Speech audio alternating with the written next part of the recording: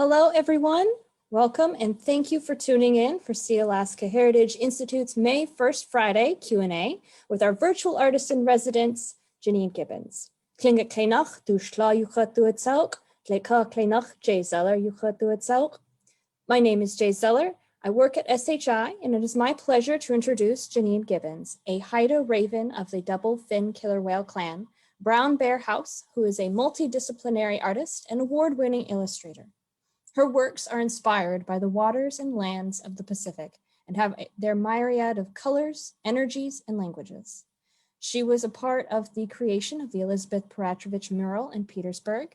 She's illustrated 3 books in our Baby Raven Reads series, one of which won the Picture Book Honor Award from the American Indian Library Association. Her books can be purchased in the Sealaska Heritage Store online. All purchases support both the artist and SHI art programming that helps the community and keeps our ancient art practices alive. If you have any questions, type them in the comments and I'll read them off to our guest. Janine, thank you for joining us today. Thank you. Allan hil is all di gune lagen. Jenny St. Clair, Margaret Hamilton, Helen Ristanius Tyson Todd, Dinan U Ijan. Gunjada Jackie Tyson, di Al U Ijang. Terry Gibbons, di Hat U Ijang. Denny Heimdall, di Hat U Ijang. Janine Gibbons, Hinu di Kiang, di U Hat Agang. Gayalas Gust U di Kwalangang. Hawaiiist U di Ijang. Jahawa. What I just said was that I'm happy to be here. That Jenny St. Clair, Margaret Hamilton, Helen Ristanius, Tyson Todd were and are my grandmothers. Jackie Tyson, newborn eagle woman, is my mother. Terry Gibbons and Denny Heimdall are my fathers. My name is Janine Gibbons. I am a Haida. I'm Raven Moiety. I currently live in Hawaii, and thank you very much for having me here today. We are very happy to have you. For our first question of the night, what made you become an artist and how long have you been one? You know, that's this morning as my daughter was running around making her like 5th loaf of bread and cleaning her room and doing all these things. I was just like my daughter. We were always, we just came out kind of creating stuff. I don't think that I thought that I was an artist, actually, just kind of a creative person. Probably not until, you know, I just kind of did some doodles. I did do art class. I was really big into photography. So I was the yearbook editor in high school. I did a lot of yearbooks. So if anybody is following me on social media, you know, I take a million pictures and I'm telling a lot of different stories. And that really started from when I was in high school and always documenting everyone and listening to everyone's stories and figuring out how I was going to put it together to kind of, you know, bring people together. I've always been trying to bring people together and find like commonality through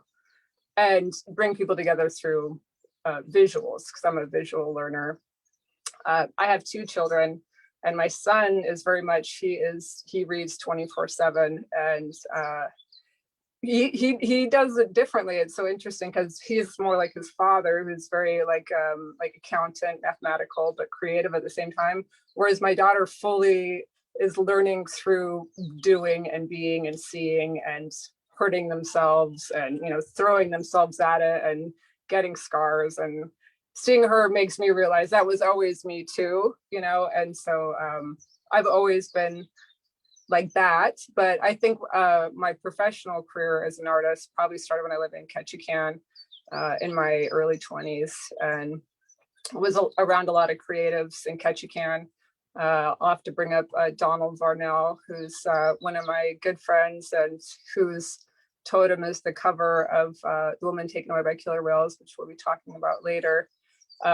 Really being around him, I would say, brought me to actually doing my art. And when I was different than being a jewelry designer, because I've been a jewelry designer for 20 years, painting in particular, I really started when I was hanging out with that group of people, Stephen Jackson, lots of fun guys in Ketchikan. And so I would say my early 20s is when I guess became an artist, when I sold my first painting.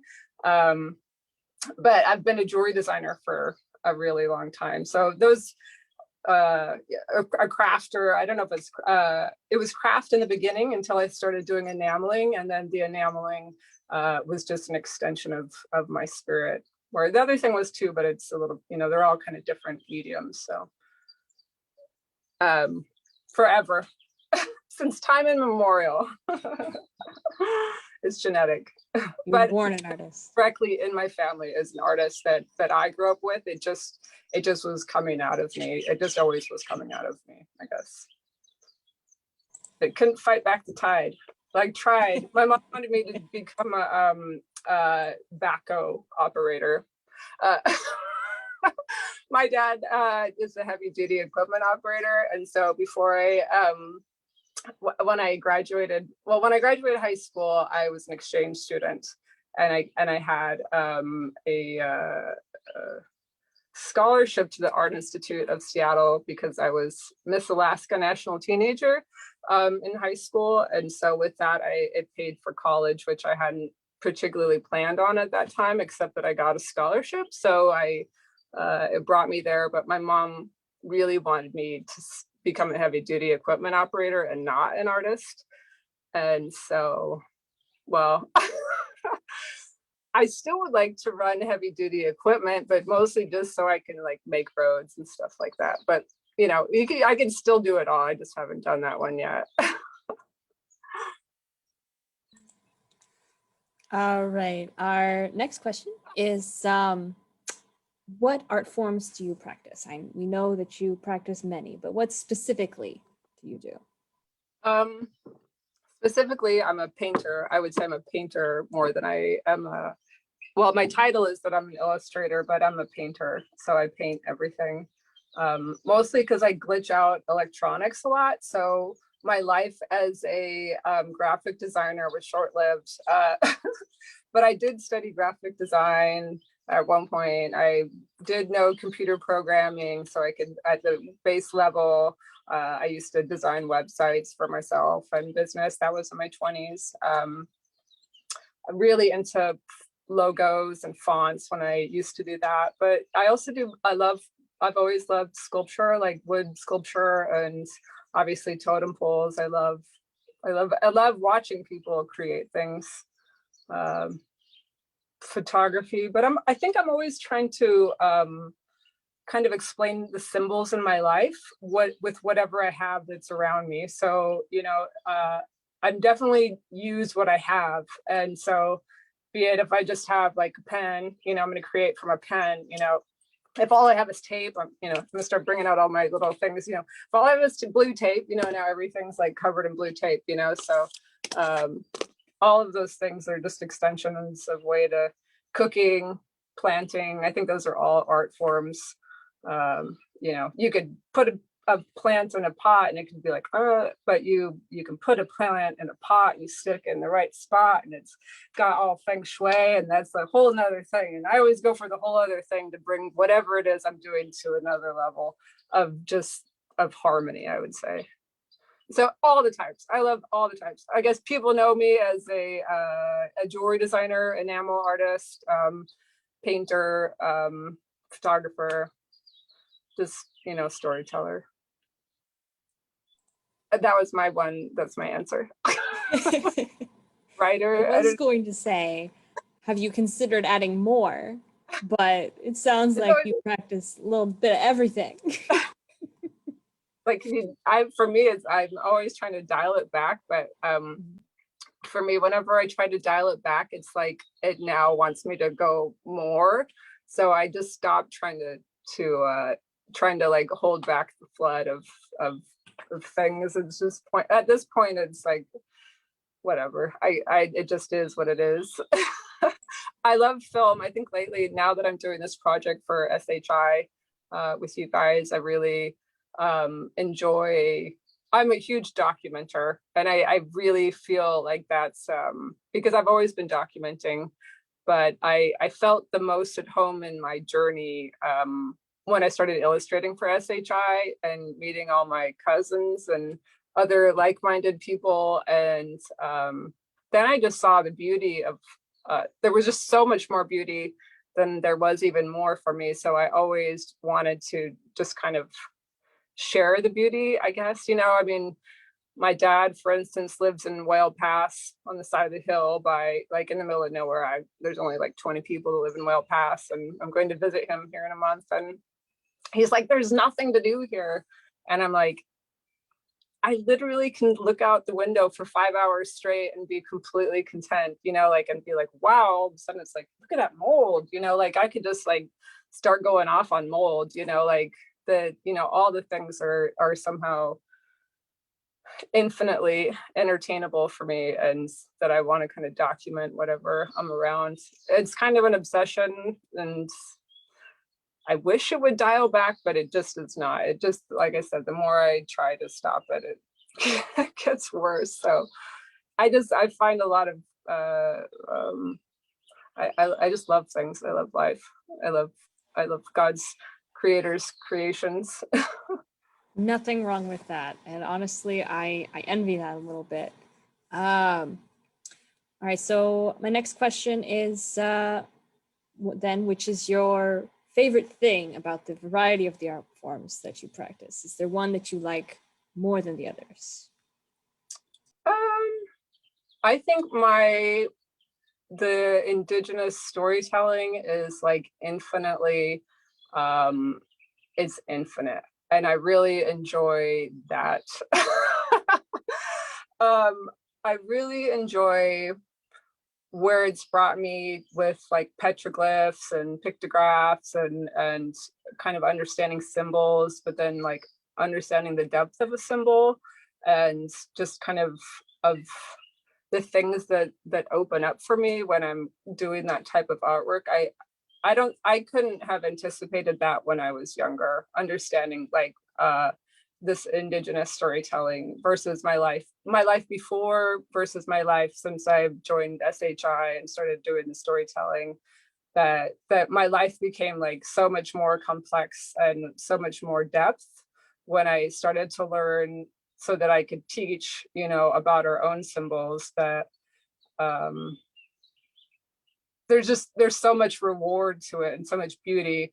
And then when you add the language to the land, and you realize that the Indigenous language is just the language of the land. So it brought me like so much closer to the plants and the animals and the nature, but then it became a lot harder for me to be around humans than it is for me to be like, oh, this tree is amazing. Like, can't you feel it? Can you see it? Can you hear it? And like this morning I was on my walks. I walk every day, and where I live here in Hawaii, it's really rural here. It's the woods. I love living in the woods anyway. And so I started to look at this one gecko, because animals really like me. So there was this gecko, and I started filming the gecko, and I'm like, nobody's going to see this video unless I post it to Instagram. But then all of a sudden I'm taking a 5-minute video of like, it ended up being this whole palm tree was completely full of geckos. And then once I just started looking around, they were all looking at me. And, you know, that's when you start to understand even like the Hawaiian language, that, you know, combining that language and energy to the animals and everything. It's so beautiful and complex. And I love the history part of it, that there's just a lot more depth than when I was just kind of creating for money, I guess.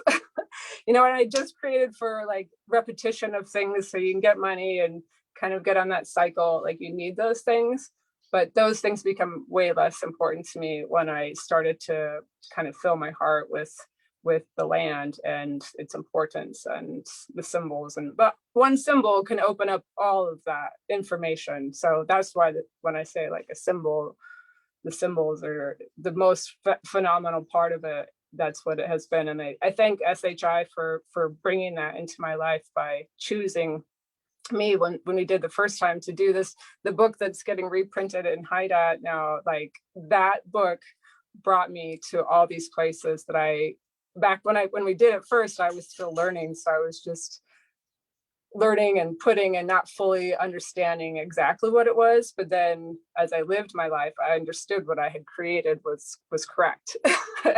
And then it unfolded, and that's a symbol. Like a symbol, first you just see it and it's something simple, but then when you really go into it, it's quite complex. So symbols. That brings us to very, very nicely to a question I had, which is, can you talk about the book that is being turned into retranslated into Haida? Yes, I would love to. I finally get to talk about it. I've been so emotional, honestly, the last couple of days since I really realized it was happening. And like even writing down like my grandmother's names, like, it was like thinking about all the ways that the spirit, talks to us. And for me, it was like really understanding kind of the pain, I would say. I'm sorry, I have to. I understood what they were going through. And the book brought that to me because it was something that I also needed in my own life. That in the first book, I was able to write in a long bit of information about what I had gone through. And at that time, like I was just saying it, I mean, I knew a little, but I didn't really fully understand the present that I was opening. Because in the book, I talk about that this knowledge it's a present, but it doesn't always feel so good to open the present. But in the end, it heals you, but you have to make it through the whole present. And right now I feel like we just made it through the present, and that is having this book in Haida and like feeling my ancestors just smiling, and I can feel them, and they're proud, and it makes me, it's a great thing. When I've been kind of talking about when I'm making this book, at the time when I first did the book, I was a full-time jewelry designer. I was in 100 stores, but I had a vision. I had a vision. It was so funny because my heritage was denied to me like just so many other people. And obviously also the color of my skin also prohibited people from kind of taking me seriously, or, just that I wasn't worthy of having that knowledge. But I started having visions. And so that was a new reality for me. And in one of my visions, there was this like giant white raven. And at that point, I didn't know what a white raven was because I only knew a couple clan stories that my grandmother had told my mom. My grandmother died when she was 41. So there was a lot of information that there was not given.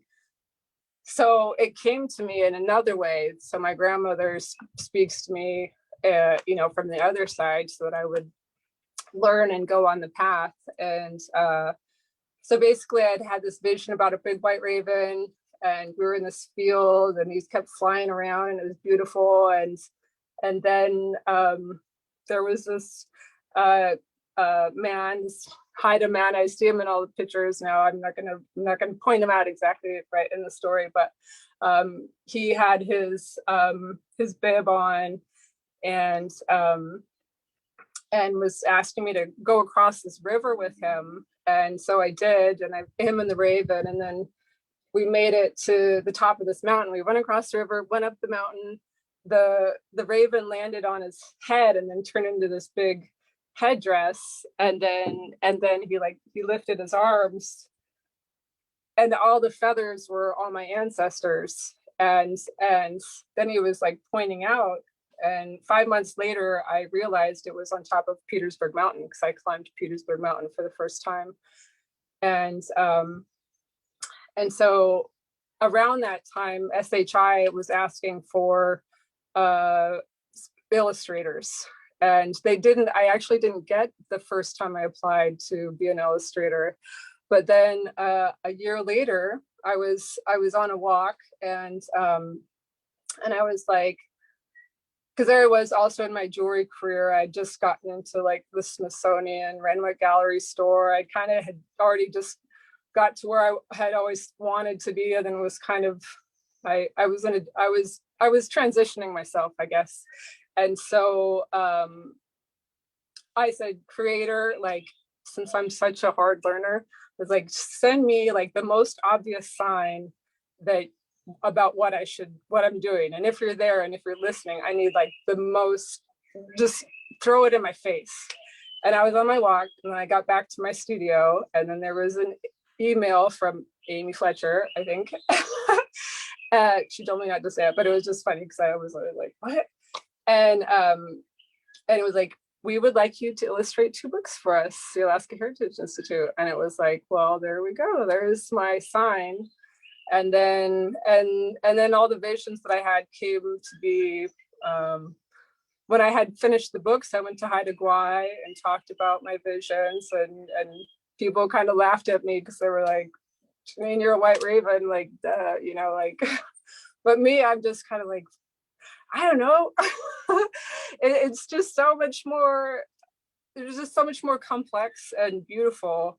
And I'm so glad that my ancestors were so loud and so obvious, and the visions that I had, just to this day, I still chuckle because I see different parts of the things that I saw, and I kind of walk into the future, past, present, you know, that it's all the same, and kind of this magical complexity. And so to be now with this book, with The Woman Taken Away by Killer Whales, to be in Hodkill, it's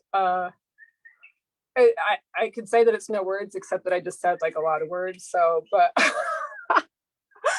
it's my heart is just overflowing, and I envision my great grandmother like sweeping in some hotel, you know, like doing her thing, and you know, wishing she had parents and stuff like that, and just thinking, I heard you, and I'm gonna fulfill all the things that you weren't able to fulfill. And so my great grandmother was the first school teacher in Haukan, and then in Heidelberg when the villages combined, or one of the first school teachers. But she started teaching when she was like 18 years old, and was going to summer school in Bellingham, at Bellingham Normal School. But she also was sent to school because they were orphaned in Sitka. So yeah, this book being in Haida, just, I mean, it's so there's just so many levels of healing for myself and my genetics, and hopefully for everyone else too. And yeah, I feel a lot of gratitude. So yeah, the first book brought me through so many journeys, and Nana Chimget, like you know, going to the Museum of Anthropology, finding totem poles, canoes, family, cousins, just so much connection. Is when I'm looking at this book again, and now seeing it with Hodkill, it's like it just brings a whole nother dimension that I'm so excited to see 10, 20 years from now, how this changes our youth to have something like this, and for it to be so well done by Sealaska Heritage Institute. I just feel so much gratitude that I got to learn with you guys, as well as you've been learning the publishing field, that I was able to learn along with you guys, and that we get to continue our journey together. So Thank you very much. Really, beautiful. We have a comment question. Mm-hmm. What things inspire your jewelry art? Thank you for that question. It gets really windy. I might have to move inside, but it's really a mess in there, so hopefully not. Anyway, what, you know, part of my my photography obsession that I have. Also, I mean, it went from high school into what I do now, just photographing things. But you know, I always am looking at colors and the colors of everything. So, and blends, because I'm really a colorist. I guess I'm a colorist. So I'm always looking at harmony. So all of those things influence each other. And when I was a jewelry designer, since I'm an enamel artist, enamels, I layer a lot of colors. Some of them are opaque, some of them are transparent. And so, you know, really, and they're all in copper. And so they've got a lot of, you know, not only are they just like pretty glass, but they also have like an energetic frequency. And so that starts right from when I'm gathering the colors in nature. You know, I'm just bringing nature to the person, you know, and so the colors are from the animals and the plants. You know, everything I do, it comes straight, as the wind blows me off. It comes straight from nature, you know. I don't really, when I'm on, I guess, like Instagram or something like that, usually in the morning, I'm looking at a lot of plants. I'm looking at a lot of videos of animals and their skin. And yeah, I look at skin a lot, I guess. And also as a painter, I look at the skin of things, you know, and so of all things, plants, animals, the universe. That's, you know, that's really everything is just what they call it, biomorphism, I think maybe that's the word. So I'm just like bringing nature and shapes into the jewelry, and then also whatever I am wearing. So sometimes it's pretty practical because it's like I want to match whatever I'm wearing or feeling. And usually when I'm in Alaska, I dress pretty rugged, I guess. But I always just like I just feel prettier, I guess, when I make the jewelry. So I mean, it just turns us into like, I think, like big birds anyway. So, you know, since where I live, here you can hear like the birds are behind me.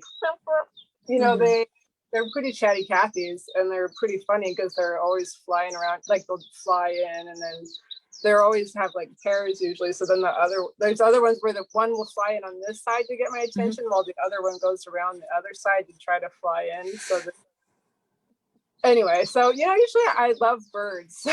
I feel like we can't go wrong by just looking like giant birds because they're so beautiful and intelligent. And yeah, I don't know what the question was. I was just talking about birds. It was about jewelry, what inspired it. So you got there. We got there. We answered the question. You know, I grew up in Petersburg. I used to work on cruise ships when I was young, in my early 20s, and I was always staring at the water, honestly, and so always looking at all the, you know, I think that's how jewelry actually started, because I was a deckhand actually for cruise, what is now American. Oh nope, Dan Blanchard, you're gonna kill me, huh? On cruise. But it used to be Cruise West and American Safari, and I worked on those boats. And all we had was our uniform. And so whenever we came into the ports, we could get earrings. We could just wear earrings. And so I had lots of earrings that I bought in all the ports in southeastern Alaska, and then all the way down into Mexico, actually. And so that's how I actually started making jewelry, was because I collected jewelry to wear from the cruise ships and would wear them. So that does lead me to another question. What kinds of materials do you use in your artwork? So in this case, jewelry, maybe. Jewelry. Well, in jewelry, this recent batch that I just sent to Sitka that you can buy tomorrow at the Sitka Lighthouse store, grand opening, new location, is that I also collected seeds that are usually used in rosaries and things like that. They're called like jobs tiers, and those are grown naturally. That was a new thing that I've just added. They're for actual seeds that I've collected that are make beautiful. They're beads. They've been used for thousands of years in rosaries, and so that's added to this collection that I just did. and then a lot of because I'm here in Hawaii, I travel. I don't have always all my tools, but I have a ton of stamps. And so the batches of jewelry that I'm doing right now are all stamped. So there's a lot of silver with different patterns and stuff that I've done. So they're all one of a kind, added with the enamel. And then I'll be back in Alaska in a month. So I'll be doing more enameling. But I'm also illustrating a whole bunch of books too. So I'm doing a lot of different things, but yeah, just blending all that stuff in. My favorite medium, well, I guess jewelry, I use all the different things for that when I'm doing that. And then other mediums, I use acrylic. I just did a logo. I use a lot of just pens. I don't really think of myself as a drawer, but I guess when I decide I'm going to draw, then I use a lot of Sharpies. I like things just like behind you is like that are really just like the high contrast when I'm drawing and painting and stuff. I just got new eyeglasses with bifocals, I have to say, which allows me, because I'm in my 40s, I'm losing my eyesight. Who knew bifocals work so well for seeing? It's like, what? But I think a lot of my style has been because I couldn't see very well. And so, and I don't always wear my glasses. And so I make up for what I can't see with the way that I paint. And usually that's by having like a high contrast, as opposed to like kind of flowy kind of watercolors. I can't really see as much as I can, like what's behind you. Like, I can see that, So I guess that's why I paint high contrast. But I think also my jewelry, when I enamel, it comes across as three-dimensional. So I feel like when I'm enameling, that the jewelry is I feel like why people have enjoyed it is because even though it's flat, it's three-dimensional. And then I try to make my painting look that way as well. Let me know if it gets too loud. I live kind of on Hilo side of the big island, and it could like torrentially downpour. So let me know if it's too loud, the rain. I can't actually hear the rain. The birds are another question. All right, if you are just tuning in, we are talking with Janine Gibbons discussing her journey as an artist. If you have questions, please type them in the comments and I'll read them off. Also, SHI has started construction of its art campus in downtown Juneau, which will expand the opportunity for education and artwork. If you're interested in making a donation to the arts campus, please visit our link, which I'll be putting in the comments section in a moment. We are also still accepting virtual artist in resident applications for the upcoming months. If you'd like to be featured, please apply. The link will also be in the comments section. And finally, if you'd like to explore more of Janine's artwork, her website can also be found in the link comment section in just a second. All right, our next question is, let me see here, I have a few. You mentioned a little bit about mentors earlier. Can you tell us about any specific mentor who guided you in your artwork?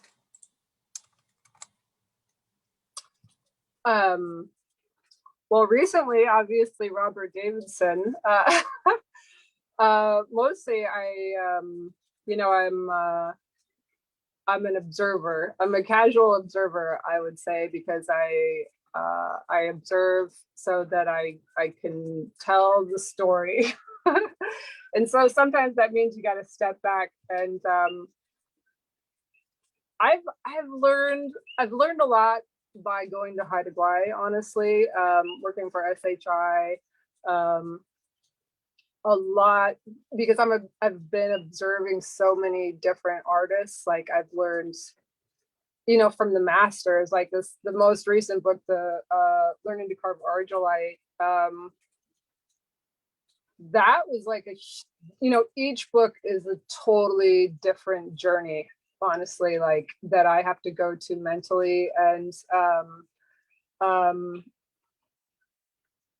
it's a lot of me going into my own self, honestly, and finding this, what it seems like sometimes it feels like it's not going to be there, and then all of a sudden it's there. And so it's coming from somewhere else. And so I would say, like, for me, a lot of it is my ancestors that are, I'm just the communicator.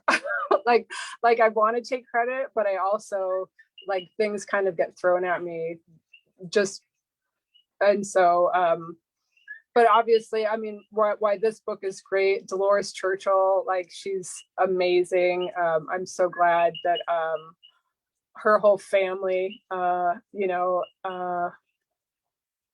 just so much gratitude for her entire family, Paula and Teresa and Donald and every one of them, April, Holly, Evelyn, all of those people are, just so much knowledge and heritage. And then obviously the Davidson family, I get to learn from, just by observing, just like anybody else can observe as well and learn. You don't have to know everybody personally, you can observe their works and learn like that, and then life will just go the way it's supposed to go. If that's what you want to learn how to do, you just have to just kind of go for it.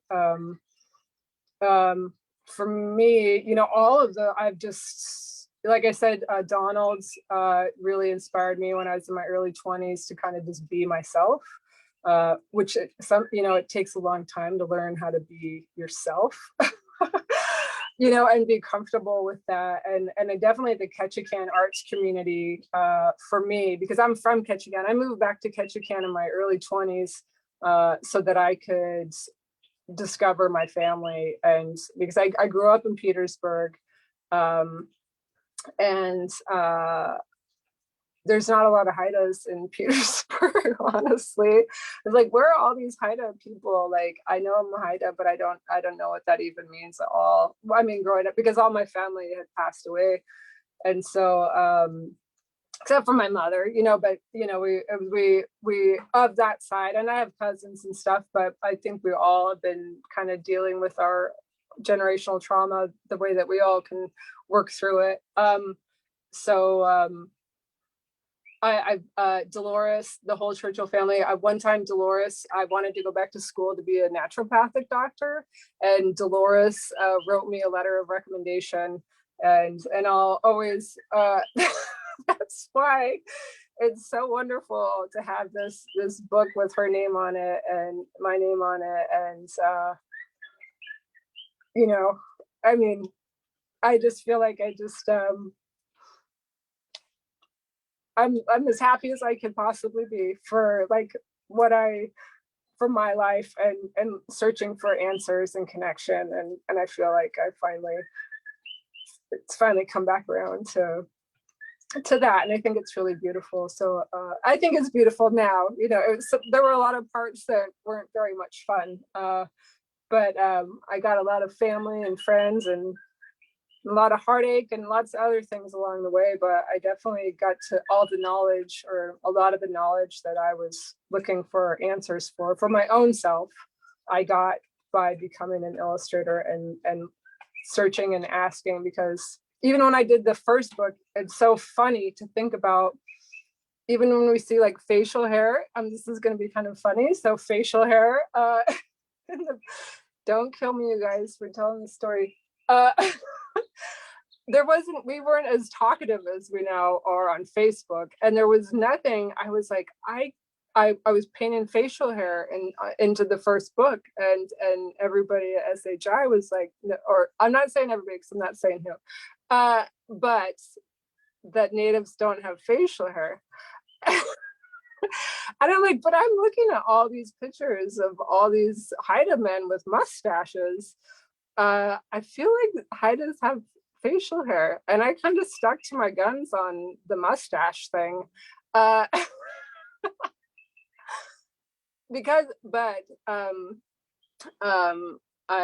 there was an article that was sent to me about how the facial hair was plucked with clamshells, and I just thought I had hit jackpot with that information. I want to tell you that when I found that, it was just like Woody Morrison, rest in peace, Thank you, Woody, for all of the knowledge. Yeah, there was an article, it's like, yeah, we had mustaches. So anyway, that's how the mustaches are in the first book, because yeah, some natives do have facial hair. So that was a good it got to make light of things, because I can get pretty moody when I would say I kind of go into, I would say, kind of like a trance, I guess, when I'm illustrating and telling stories, and things that kind of pull me out of it are comedy and kind of laughing at my own self. And so I've found that that's like really important to sometimes make light of. Sometimes it's a hard situation, but I just want to share also what I'm looking at here when I'm talking. Please. Are these books from SHIP, the Skidegate Haida language program in Haida Gwaii. So I just wanted to point out that I'm looking at all the elders while I'm speaking, and and also these are my other books that's looking at me as I'm speaking. These Marius Barbo books. These books have inspired me immensely. When we talk about who inspires me, it's all these books and all this history and all this knowledge. And oh, here we go. I'm going to share this right here. There is the pole that tells the story of the woman taken away by killer whales. And you can find this pole at the Museum of Anthropology in Vancouver. You can see. So anyway, these books are my teachers when I don't have no one to talk to or ask questions. You open one of these books and there's the teachers are right inside of here. And I feel gratitude that we have these books with this knowledge, and that I feel privileged to be part of this. I just did one of these covers that's coming out of one of these books too. So there's another book cover that is coming out here this summer, I think, that we haven't even talked about yet. So there's just a lot happening for Haida language, and I'm so excited. On the note of knowledge and the things that you've learned, do you have any advice for aspiring artists, or a lesson that you wish you'd learned starting out? Yes, of course. Advice is to really settle into yourself as a creator. Now that I have my own children that are creators themselves, like I'm always telling them to be original, and that even if you are looking at somebody else's work, that you need to change what it is to make it your own. I deal with a lot of people kind of appropriating my work and in certain ways, and so I always kind of have to like turn it around. And so and look at how it's a positive thing and how it's pushing me. But as I have my daughter, and there is art coming out of her anytime she looks left or right. So it's like I just tell people it's so important to be yourself. Don't try to be somebody else. And I know in art school, we're really pushed to do other people's artwork. But when I teach art classes, I don't want people to do exactly what I'm doing. I want them, if they are going to do what I'm doing, because I usually give people permission to do that, I still want them to do it their way, with their own signature painting style. And I've seen in the past that for some people, it's really hard. Like they really want to do it exactly like you did it, because they feel really safe in that. But for me, it's like, but I really want you to put your spirit into it. And I've taught, actually, I'm thinking of a specific time when I was in Haida Gwaii, with Tanya Jod and Paula Varnell.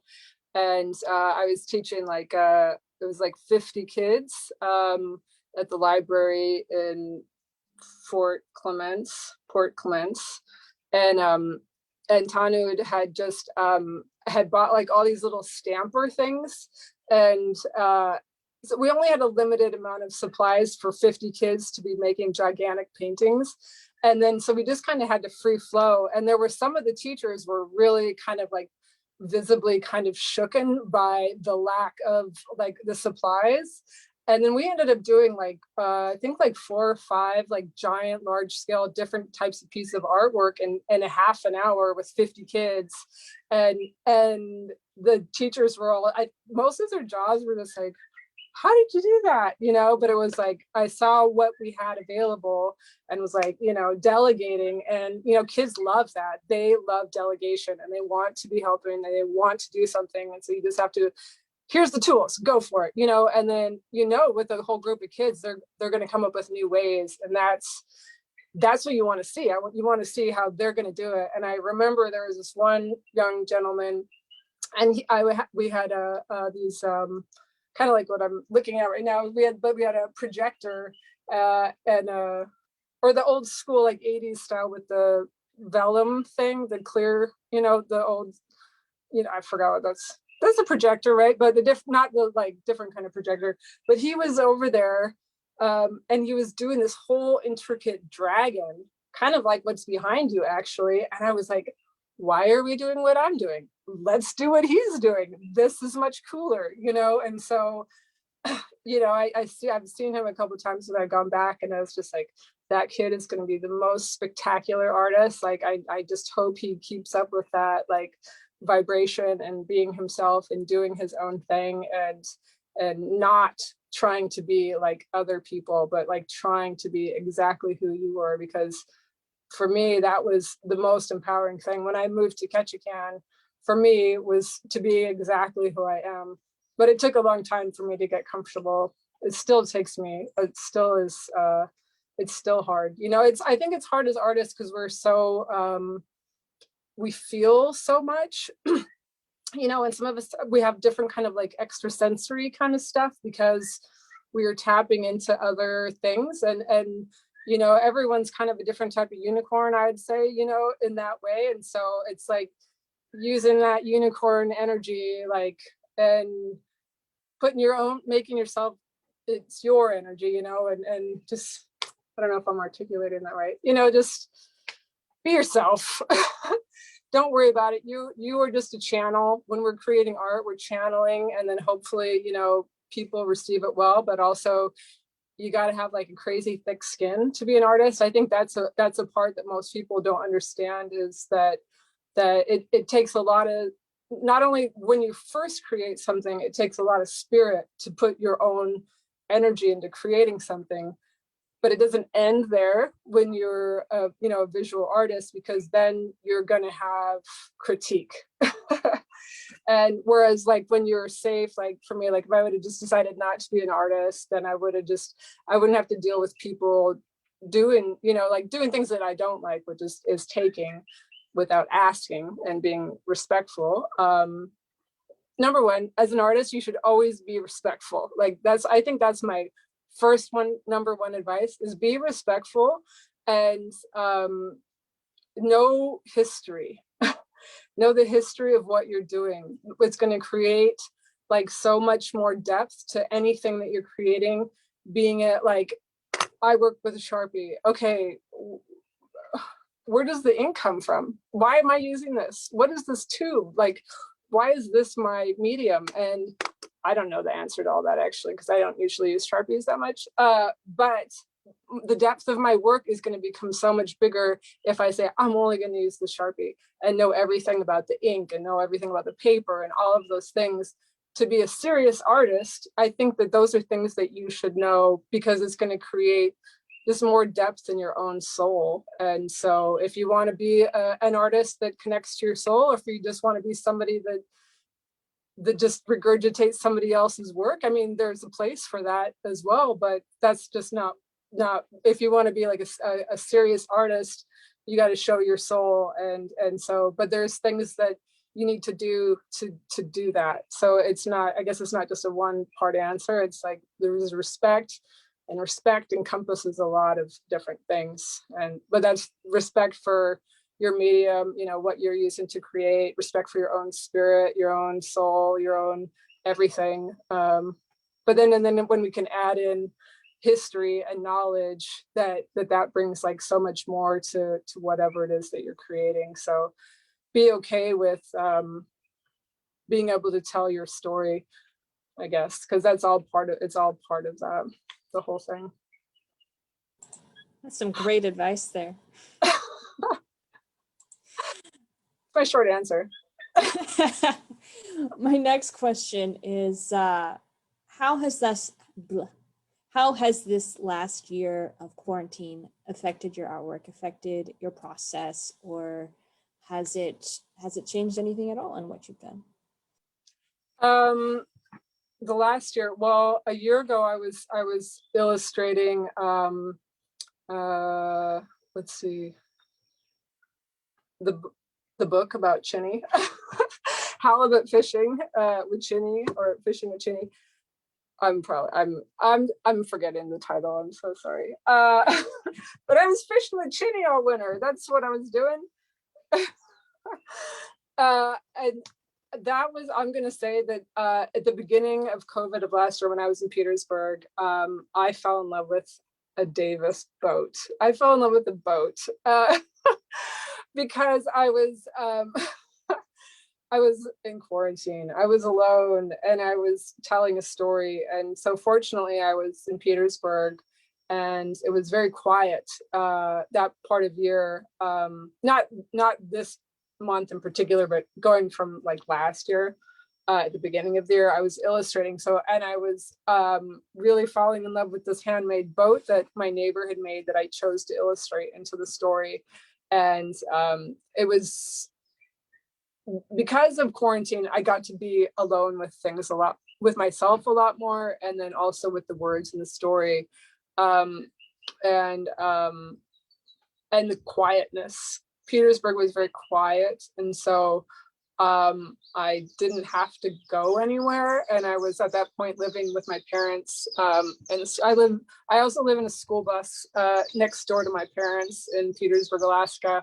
And so my kids were in Colorado because I went to Fort Lewis College. And so my ex-husband still lives in Durango. So the kids live in Durango. We go all over the place. Right now, they've been in Hawaii for 7 months. So we kind of live a non-traditional life anyway. So, but last year I didn't have them at the beginning of the year, and was able to just illustrate and make connection with the beach. By where my parents live is a super ancient fishing weir, a fishing trap. And so I had the boat, this Davis boat, and it's handmade by one of my neighbors. He'd actually milled all the wood. Everything was made by hand, each and everything of the boat. And so I was able to really connect with the boat and then connect with the story, because the boat had already also been made in the story, and just the quietness of going fishing, and that even in quietness, it's quite loud. It's just like here where I'm in nature, and it's very loud here. But in Petersburg, it's really quiet actually. So it'll be weird. Here, there's like frogs. If during the day it's all the birds, but then when it starts to get late at night, it's just frog central. And so I look forward to illustrating frogs in the future, because me and the frogs are like tight. But last year I got to connect. I've been able to connect because I've been illustrating all these different stories, and page by page I'm connecting to something else. So last year, part of the book has to do with you drinking out of a thermos. And so like for me, that's something that we all do. And so I was even just been able to take a couple of days to fall in love with a thermos, and and the way that when you're drinking coffee on a boat in the morning and you get to hear all the birds coming in, and just the simple things, and for me, I was living as my ancestors did anyway. So it was really easier to connect. My mom is a huge avid gardener. And so we're also have lots of potatoes and stuff like that. So it's not like a big stretch for me to kind of step back into these old stories too, because we still live that way in a lot of ways, and I choose that. And I think that I also got to be witness to what was going on in the rest of the world from this tiny little kind of village life. And so I feel like I got a lot more respect for also kind of the simplicity of the life that I choose from the places that I live. But I got to be alone more with myself. And then for the first part of that and illustrating those stories, and then, you know, just like everyone else, kind of dealing with kind of more people dying too. So we had also deaths in my own family, and then the Davidson family, and but everybody. So we were all through illustrating. There was a lot of other things going on, and I think that will come across in the storytelling as well. And kind of the first book is a lot more quiet. I think that people will, when I've read the reviews of the book so far, that it's very calming. And that's where I was at, because I was in a very like meditative state with being what it is to go fishing, you know, and what the beauty of your grandparents and being a kid, and the quietness also that grandparents really command sometimes for kids, because my kids were the same age as in the story, so it was easy. It's just really easy. And then the Learning to Carve Argillite book I've been working on, and that book is totally different. Like, because it's I really spent a lot of time with a lot of spirits, I would say. And so, you know, like this was like my reality is like just kind of this shamanic, I would say, reality, and just kind of you know, I articulating the language of the land. And so that's back into the symbols. So it's like Slate Chuck Mountain was, you know, the other book I was in love with the boat, and then this book I was I feel more like the mountain was talking to me, and I'm communicating the story of Slate Chuck, the mountain, through Robert Davidson, Sarah Davidson. That Argillite is communicating what the mountain, the language of the mountain. And so when you're picking up a piece of Argillite, you know, the story is in the rock, you know, like I'm looking back behind you with that Preston Singletary, like his work there, you know, like the language is coming out of his language is coming through his medium, and we get to do that through carving. And so, you know, Argillite is powerful like that. And so that, you know, that's been a whole different, just a totally different thing, but it's been a lot of fun because of like when my Haida brothers and Haida are going to Slate Chuck, and kind of that connection I have is like, I'm working on this right now. I'm so glad to see you guys doing that. And then just a different level of awareness for my own self, telling these stories that just haven't been told, and just feeling the elders behind me kind of guiding me. And for me, COVID has been that time to allow myself to be quieter within myself and reflect and really focus on what's important. But then sometimes become like hyper, I can be really intense because I study people. And so I know that I can overwhelm people sometimes. I think that has become very aware to me as well, because I'm a studier of things. So I study artists because I'm an artist, you know, and because I tell the story of artists and symbols. So I think that it's kind of overwhelming for me still to this day. But I've learned that. I learned a lot about myself, I think, just like probably everybody else has during COVID, about my own self. You know, when you got to spend a lot of time with yourself and it's like forced, you really have to come to realization about who you are, you know. And fortunately I'm here in Hawaii because I'm really sensitive to food. I really have a lot of food allergies. And so, for me, it's important to be someplace I can eat really healthy food. When I'm in Alaska, I eat a lot of seafood. When I'm here in Hawaii, I can eat a lot of like turmeric and ginger and other fruits and vegetables. So I switch between here and Alaska usually, just because there I'm happy to eat like full on like fish fat all the day, every day for 3 months straight, you know, and and then I come here and eat what I eat here, you know, and I feel like I feel so lucky.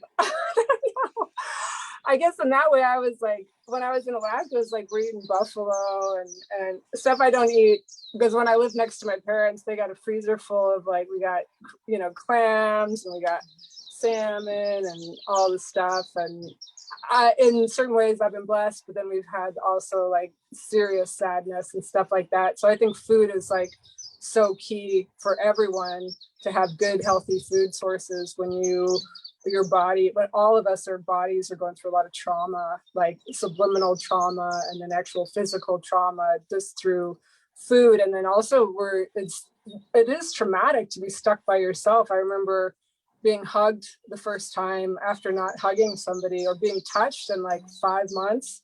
And it was just like, like, I just was like broke down and was like crying, because I was like, I hadn't been hugged in so long. Like when my girlfriends, it was like this tears just coming down. I think probably I feel for our elders right now, like what that must be like to be alone. I mean, I have 2 kids, so they get to annoy me all the day long. So, but when you're by yourself, you're like, I wish I still was being annoyed by somebody, you know, like in some ways, you know. So I hope that people are reaching out to their family members, especially the elders, to make sure that they know that they're still loved, and because it's been pretty isolating. And then not only that, for everybody, you know, money, having money, being able to afford food. And for me, I'm usually half starving, and so because for me, yeah, I travel, you know, and then I usually live with friends, or I live real simply, I guess. And but it's important to me, even when I'm living simply, that there's good food around, because if I don't have healthy food, I go crazy. Like I get so sick. And so being here, I get to be that, and going to Alaska, and yeah, that's all important stuff. But COVID, blah blah blah, I can keep talking forever. Well, unfortunately, that is all the time we have for tonight. Thank you, everyone, for joining us today. And thank you, Janine, for answering our questions. The rest of the videos in this series will be available on YouTube on the Sealaska Heritage Institute channel eventually. Join us again next week at noon to 1 p.m. Alaska time on May 14th, where we'll be talking about petroglyphs and tattoo symbolism. Have a wonderful evening, everyone.